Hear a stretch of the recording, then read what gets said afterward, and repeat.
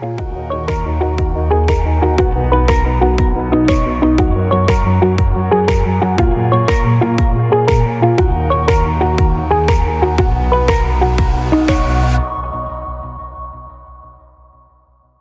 to How Women Inspire. Our guest today is an Olympic gold medalist and an established international leader in sports and business. She has a passion for helping people and organizations win gold medals in life and work. Most recently, she was appointed as the new CEO to Multiplying Good, the nation's leading nonprofit focused on fueling personal growth and leadership through public service. With over 20 years of experience leading organizations, she aims to bring her vast leadership and media experience while leading the organization to the next chapter of growth and success. Welcome, Benita Mosley. I'm so excited to spend time with you today. The first time I met you, I was like, this woman is so fierce, such a badass. Before we get into sort of a little bit more about you, let's actually go to the fun stuff. I really love to hear when you think about like what you need in a moment where you need to be uplifted or a moment of celebration. Do you have a song that's your go-to? It's probably kind of cliche, but it's "We Are the Champions." Yeah. I mean, listen, I was a girl athlete. Rocky was my thing. We are the champions of the world. Yeah. I love that. So, I love that. You know, those formative things, right? That get you worked up and yeah, I love that. Well, okay. I can't wait to hear about how you help everybody win gold medals in life. I think I'm batting a silver right now. So I want to get to the gold.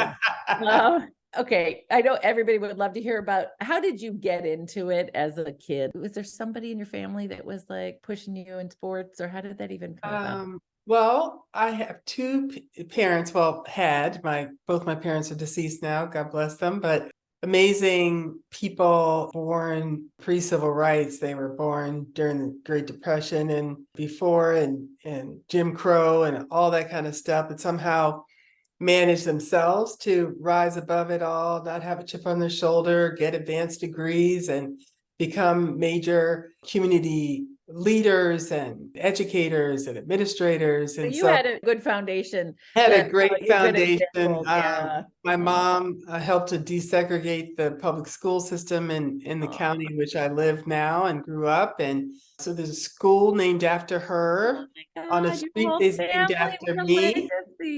Yeah, so the street was named for me after I won my gold medal. And then the street was named after my mom several years later that sits on 15500 Benita Fitzgerald Drive, Fannie W. Fitzgerald Elementary School. So my sister teaches there. She's taught there since it opened in 2008. My niece went to school there. That's not their base school, but my sister brought her twin daughters to school. So they went K through 5 at that school. So yeah, it's a family affair. So, as educators, they were as focused on our grades in the classroom as they were in providing extracurricular activities for us and enrichment activities. My dad loves to, take us on bike rides and take us to museums and plays and concerts. And we played musical instruments. My sister and I both were first chair flute in our high school and piccolo, and my dad played piano. So music, sports. And so they introduced us to all these different things. I wasn't very good at most of it, to be honest, until I found flute and until I found track. And I found track because the gymnastics coach, I was on the gymnastics team in middle school, and the gymnastics coach realized I was not You're too big talented at 5'10" that I grew to be. Those long legs can be put to better use. And 35-inch inseam probably could be put to better use.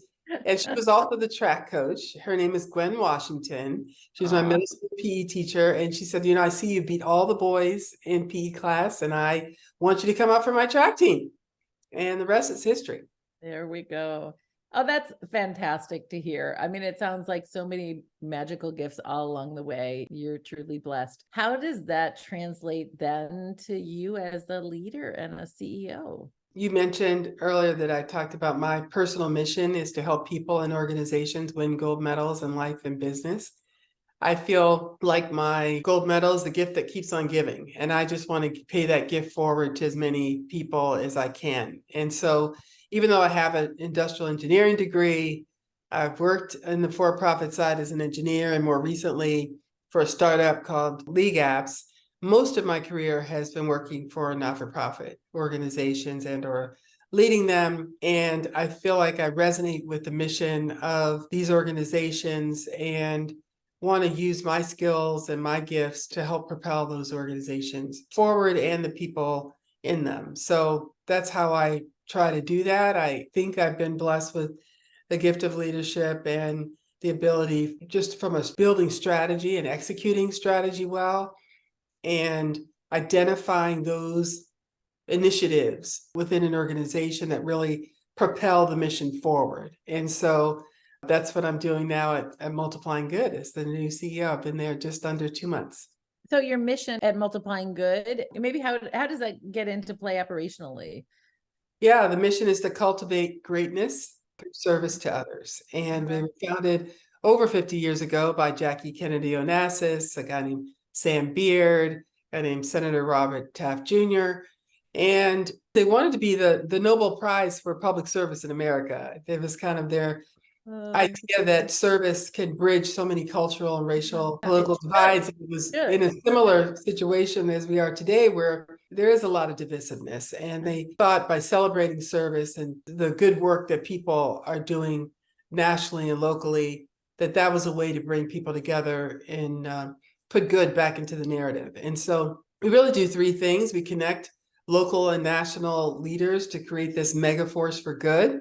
We are reaching out, and our goal is to reach 1 million young people and engage them to become empathic leaders for the future. And we celebrate service as a vehicle for social cohesion. So we do the Jefferson Awards every year. We've given away over 65,000 awards to local unsung heroes, as well as national leaders from Jimmy Carter to Oprah Winfrey to Shaquille O'Neal or Justice Sotomayor. It's been a who's who. I can only imagine. Sounds like you spent your whole day like inspired and connected with the greatest among us and inspiring people to be better. That's magnificent. But there's all kinds of local unsung heroes doing amazing work as well, and we want to shine a spotlight on them. Like I said, over 65,000 people have been presented with Jefferson Awards over the 51 years of our existence. And so that's why I was inspired to come. I figured as CEO that I think using my gifts and talents of leading all sorts of different organizations, both sports organizations as well as kind of more nonprofit charity related, it's just been a joy to come here and delve into the goodness that is Multiplying Good. Well, you sound like, I mean, literally your life path feels like this is what it was moving towards. Like in every way, this sort of fits perfectly with everything that you shared with me about what's gone on for you. So what would you say personally inspired you to live this life of service? You had a pretty darn good example in your family. I mean, that's the main thing, right? It's my mom and dad and seeing their service. Both my grandfathers were Baptist ministers, and my mother's father was also a civil rights leader. My uncles were civil rights leaders. My mom in her own right was, by desegregating the public school system. And so seeing people use their platform to advance life for people around them and people in their community and beyond has inspired me to do the same thing. So I've been cut from the same cloth as those amazing people who came before me. Okay, so you want to inspire young people to get into service. And what is the vehicle that you're doing that with? It sounds like you're certainly amplifying the examples for them. Absolutely, through the celebration. Yeah, right. And connecting the idea of service to this idea of bridging the cultural divides, but in creating this social cohesion, but cultivating these leaders we do through our Students in Action program. Yeah. And we are serving thousands of kids around the country in local communities. We have 11 local chapters where we have SAA teams and high schools across those communities, and they both do service learning and service projects. We are developing leadership skills through service, and we are helping them to execute service projects in their communities where they not only do it themselves, the 20 or 30 kids on this SIA team or Students in Action team, but they engage the whole student body in that work as well. Well, and I don't know, we've seen such an epidemic, a crisis really of young people's mental health and feeling, the COVID has really done a number on everybody. And The Surgeon General has said there's a crisis, an epidemic of loneliness and social isolation. And he has a kind of a 6-pillar strategy. And 2 of those strategies speak directly to how bringing people together through service at the community level can be a vehicle for addressing this social isolation that is so and prevalent today. I've always, said, and especially to my kids, it's like, if you're feeling sad or depressed, helping somebody else is like the best way to, to Absolutely. get yourself, to pull yourself out of it. Now, not clinical depression and, all those Yes. lots of reasons why that is limited as a solution, but for sort of that sense of loneliness or sense of like, stuff's tough in my life, it's good to have perspective. You have so much to give. It really And I is. think people want to know, how do I start? And my advice is, what are your own personal gifts? What's your area of expertise? What things do you love to do? What gifts can you share? Start with that. Some people are multi-billionaires and they can give money, and other people, have a business where they can give away products or services. But as an individual, maybe you love music and you play a musical instrument. Well, go to the local school or go to a local organization and help teach kids how to play a musical instrument. I mean, that's valuable to them. It's valuable in their kind of social, emotional development. It's giving them access to skills that they otherwise might not have access to. And so that's just one example, but some people are great cooks. Well, go cook in a soup kitchen for, the weekend or something. And so find those things that you love to do or that you're really good at, and start there. That's magnificent. I'm so glad you're doing what you're doing. So you are a recently appointed new CEO. What is your vision for where you want to take the organization? Yeah, that's what I was saying about, really connecting people and creating this mega force for good. It's reaching these 1 million young people, engaging them in service, creating and developing empathic leaders, and really emphasizing how and why we think service can be a solution for some of society's ills today. Is there a role for people listening to this? I would say, in general, the people listening to this podcast are 40 to 70-year-old women. What can we do to support this effort and knowing how critical it is for our families? Yeah, absolutely. We're at multiplyinggood.org. So look there, that among the 11 chapters, and you may be actually living in the backyard of one of our chapters. Some are in bigger cities like Chicago or Minneapolis or New York or LA, and others are in South Carolina or in Indiana. So there's some smaller towns and larger towns. I think really the main thing is we're trying to inspire greatness through service to others. That's the mission. And so my challenge, I think, to you is to figure out ways to serve your community. Maybe get outside your comfort zone. Maybe reach out to an organizations where you feel like you can provide your expertise and your help and your support. Just encourage you to do that, because every little bit helps, and that's how you're going to create that ripple and multiply good. That's what we talk about. Yeah. You've heard me say it before. My goal is for you to run the world. And let me tell you why. It's not just because I think you're fabulous, badass, and you know that I do. It is actually protective for all of us. When you have diversity on a board, for example, product recalls happen 3 times faster. Companies perform better. It's better for people, it's better for profits, and it's better for the planet. We need you to join a corporate board, and we need you to know when to advocate for it in your day job. October 16th through the 20th, How Women Lead is hosting our extremely successful 4th annual Get On Board Week. This week is full of virtual programming, content rich, but also connecting. And we know 85% of all board searches, they're word of mouth and through connections. We want to connect you with private equity firms that are seeking board members. We want to connect you with other women board members who've already done it, who are being tagged and can't take all the board seats that are coming their way. We will have board opportunities that we will share with you. And really, truly, this is our way to connect and propel you. This is 1 week But what happens is people connect with people on LinkedIn, or they create mastermind groups that they support each other all year long. I want you to step up and be part of the solution. My daughter needs you on the board. But I also want to inspire you to think about all the women around you where you can be the person who inspires her and says, I see you on a board. I think you should be on a board. Check it out. Come and explore. Invite 10 friends. Tell them that you believe in them. It's the greatest gift you can give. Somebody did it for you, and I want to encourage you to do it for another woman. I look forward to seeing you at Get On Board Week so we can get thousands of women on boards. This year, our focus beyond the private boards that we've always focused on, we're adding the private board space. It's time. Thanks for your partnership. Send the letter back down and help another woman get into action.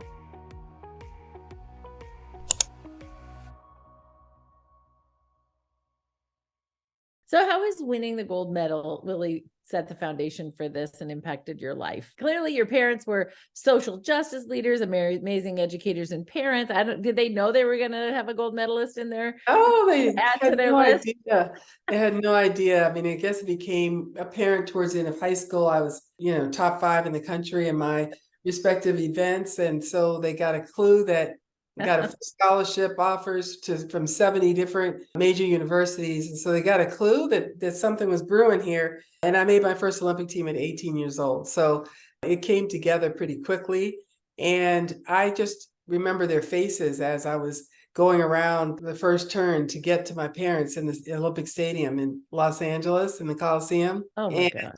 Seeing their faces, I mean, it was just complete and total disbelief. I mean, I'm sure they're thinking to themselves, my parents were born in 29 and 30. My dad was born right before the stock market crashed in 1929. And so they had seen the worst of the country, the worst of humanity through Jim Crow and living in the South. And here they are in Olympic Stadium at the Olympic Games, where their daughters carrying the American flag and a victory lap.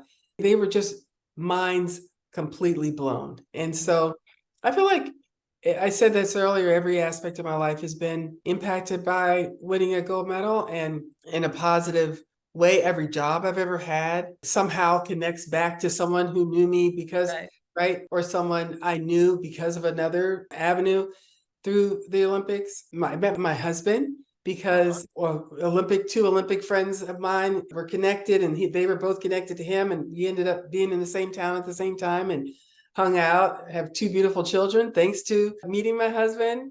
And I mean, not all Olympians though can transition to really use that to it's profession. difficult. A lot of people struggle, It's difficult. They aren't getting the boost of. I remember, I mean, during the time I was transitioning from running into just being an engineer full time, and to go from traveling the world and being on the cover of magazines and Accolades everywhere, and every day training so that to the best of your ability and being the best in the world at what you do, and having to start all over again from the bottom of the barrel and climb your way back up in kind of corporate America is difficult. And I've done everything I was supposed to do. I got my degree. I'd been starting, working while I was still competing, but the bottom feels like it falls out. And I think having that support system around you that can tell you that you can do it, that encourages you, is important. And I also would say, as I said, the gold medal opens so many doors. You have to be ready to walk through those doors as they open. I think sometimes we have our head down, we're sad, we're thinking about what the glass is half empty as opposed to half full, and don't recognize those opportunities when we see them, and we don't seize them. And there have been many times when I've had to do that. I've had to shake myself and say, you know what, Benita, this is an opportunity you can't let it slip you by without at least trying. And it feels so out of the box in some cases to even go do something like that. I remember when I got the opportunity to be CEO of Women in Cable Telecommunications. I, at the time, was director of Olympic training centers. How does that translate to being in the cable industry and leading a CEO, going from a director to CEO, going from, that's a huge leap. But when the opportunities arise, you gotta step forward. Well, I mean, the philosophers will tell us the human condition is that we need to be striving towards a goal. Once you have no goal, it's hard to feel inspired in life. And we start, you see that certainly with people who are aging, right? But I see a lot of Olympians. It's like, you get to a gold medal. What's next? Like, that's it. That's the It's a time. post-Olympic blahs, they call Yeah. it. Yeah. And You got to start it's a over. thing. It is a thing. It is definitely a Oh, thing. it sure is. I mean, I even have that, like, I'll do a big event you plan for all year Yeah. long. And the day after you feel a little depressed because like the Yeah. letdown of your endorphins and all the stuff that you were focusing on, even if it was perfect, right? Even if you get the gold Takes a minute to medal. recover. It sure does. And I think just understanding that, what is your message you want young girls to know about this striving, but also about leading and those doors that are open maybe for them? Yeah, I think it's advice for young women in particular and young girls, but I think it's sound advice for anyone. I had an aha moment on the track the summer before the Olympics. Well, the summer of the Olympics, a few weeks before. It was after the Olympic trials. I'd made the Olympic team. For those of you who don't know, the track and field team is selected by having a one big track meet. And people, you qualify for the Olympic trials, and the top 3 make the team. Everybody Doesn't else, matter if you had the sniffles that day and you're the best in the world, like trip you and fall over the got hurdle. yeah. You pull a hamstring, you just have a bad day, you just, someone's better than you that day, but every other time you beat them day before yesterday, it doesn't matter. Top 3 make the team, everybody else goes home. And so I made the Olympic team, and prior to, this is 1983, and the first World Championships had been the year before. I'd gotten 8th in the World Championships, so I was top 10 in the world already. But the girls that had beaten me, many of whom were from Eastern Bloc countries, or in some cases had historically beaten me. And I think I approached the meet hoping I'd make the final. Well, I made the final, but I didn't really think beyond that. And then what? So I got last in the final because as you talk about goals, I didn't really set a goal to get on the podium. I didn't set a goal to, set an American record or something like that. And so the big race is over, and this British girl named Shirley Strong had beaten me. And I sat next to her. We're putting our, sweats and stuff back on. And they have a doping thing where they test the top 3, but they randomly pick 1 or 2 people from the final and they picked her. And it's a nerve-wracking experience, not to say that she was doping, because she wasn't, but she got. Oh yeah, you never know. Somehow, She wasn't, but she just got nervous, and she pulled out a cigarette and started smoking. This is at the World Track and Field Championships after kicking my butt in the final of the 100-meter hurdles. And so fast forward a year later, I'm sitting on the track, and I'm thinking to myself, and during that moment, I said to myself, not today, Shirley, not today. I mean, we're just not, you're never going to beat me again. Right. And so I fast forward a year, I'm sitting on the track, I'm kind of envisioning being in the Coliseum and running this race, and finally thought, why not me? Why not me win the gold medal? Why not me stand on top of the victory stand? Why not me get to take the victory lap, have the national anthem played in my honor? Why am I thinking about somebody else winning, Shirley winning, or so-and-so winning, or this is my time. Why not me? And so I get to the Olympics a few weeks later. We get out of the blocks, and I'm running down the track, and I knock people off one at a time. And we're like 2 hurdles from the end. And I see Shirley at the corner of my eye, and I was like, oh no, not today, Shirley, not today. And I just feel like God put wings on my feet, and I beat her by 400ths of a second. Yeah, that's like fingernail. Like, yeah. That's amazing. So, Oh, for crying out loud, that is so inspiring. I've literally got tears in my eyes as you tell you. that story, and just that sense of like, why not me? Why not me?